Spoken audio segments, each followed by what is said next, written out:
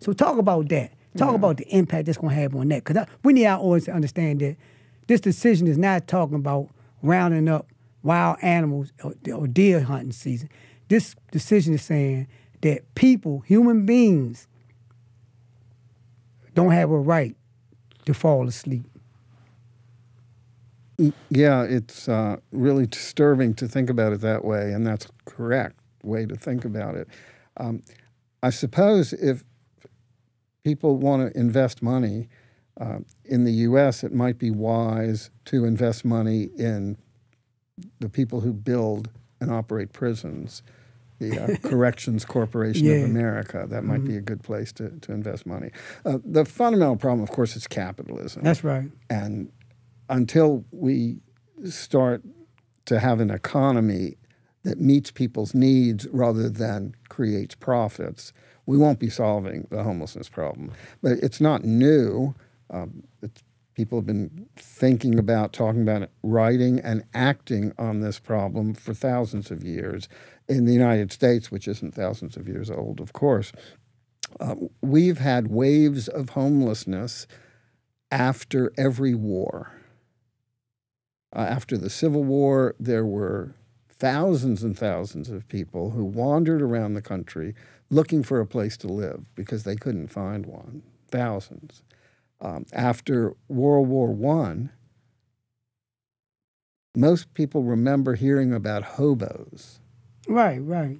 Hobos were just people who had been displaced by the war and had nowhere to go. They rode railroad trains looking for a place to stay. Right. They created encampments, hobo jungles they were called at the time. And then during the Great Depression, of course, millions of people were homeless, again, because capitalism couldn't work well at that point.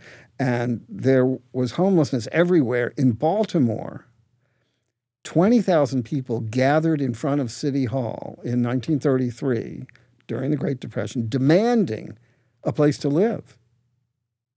And there's pictures of this. There's good historical exploration of it. In fact, at that time, 2 encampments were created in South Baltimore toward Glen Burnie. Right. And why were there 2?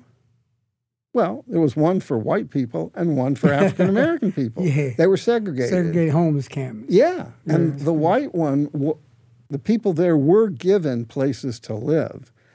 In the African American one, they weren't. They had to build their own shelter. They even built a little golf course. And, so that's the Great Depression. That housing problem was solved, by the way, by the creation of public housing. Public housing began to be built in 1937 to give people a place to live because there were so many tens of thousands of people without a place to live. And, of course, public housing was segregated in Baltimore and in many places. Well, there's a long more to the story, of course. But today, public housing is in the process of being destroyed. That's right. By both parties, Republicans and Democrats. And Baltimore had 18,000 public housing units 20 years ago. And today, Baltimore has about 5,000 public housing units. They've given them away to corporations and to some nonprofits.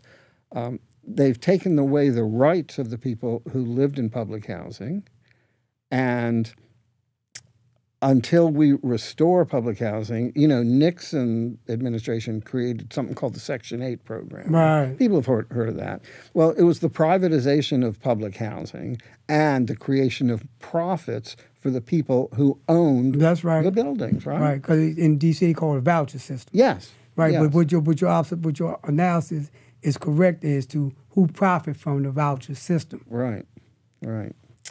And then, of course, racism, which some have called the original sin of America, is so intertwined in housing policy, not just public housing and housing vouchers and Section 8, but also racism is deeply embedded in the larger, even the market for housing, so that we have had redlining, which was a denial of loans and mortgages to people of color, and also to Jews and Syrians, by the way, who were not permitted to get mortgages.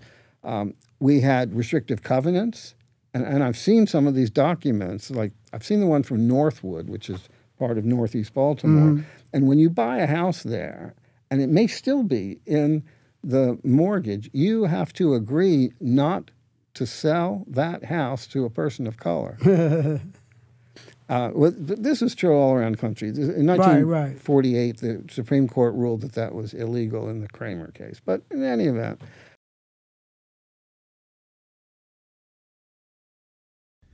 Thank you so much for watching the Real News Network, where we lift up the voices, stories, and struggles that you care about most. And we need your help to keep doing this work. So please, tap your screen now, subscribe, and donate to the Real News Network. Solidarity forever.